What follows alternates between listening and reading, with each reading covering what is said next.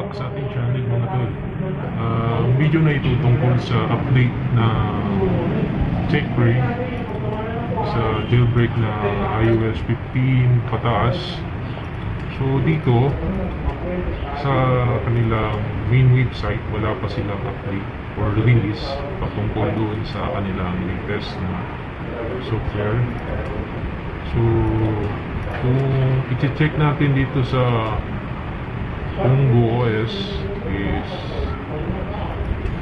punta tayo dito sa iOS 15, makikita nyo dito na last update nila is 5 days ago. So meaning nag-update din sila. So ang magagawa lang natin ay siyempre maghintay kung kailan nila i-release.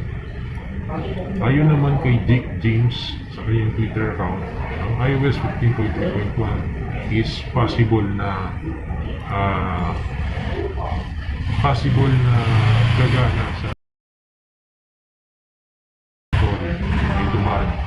possible daw na gagana sa paparelease ng Checkrain.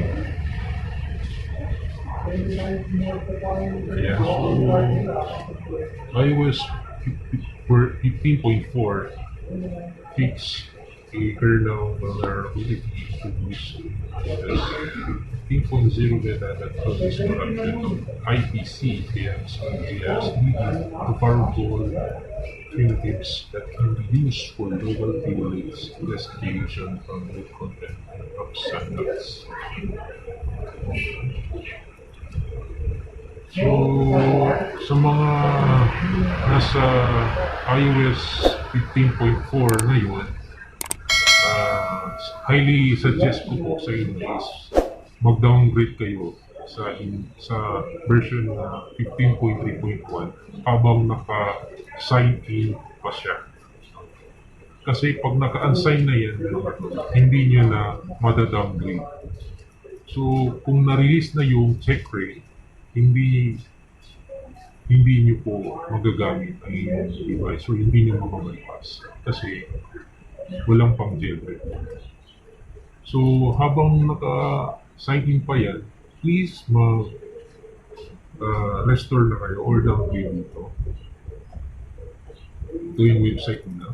May mga iPhone pala dito na naka-unsign na yung 15.3.1 which is itong iPhone 7 Plus Global.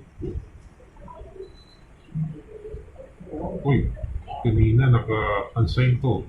So, bumalik siya. So, may chance pa kayo mag-restore dito. Check natin na ito. Ayun. So, yung iPhone 7 Global, sad to say, available lang sa kanya is iOS 15.4. So kanina ito, 7 AM, naka-sign in pa ito 15.3.1. So bago lang na-unsign. So sa mga nanonood ngayon na naka-latest version, please mag-downgrade kayo.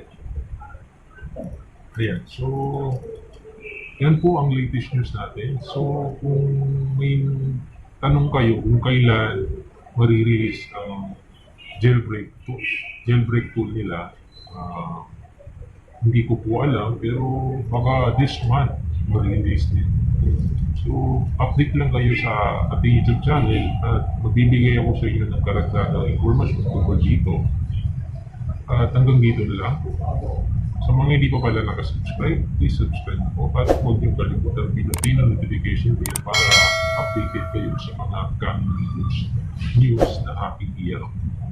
So, maraming salamat.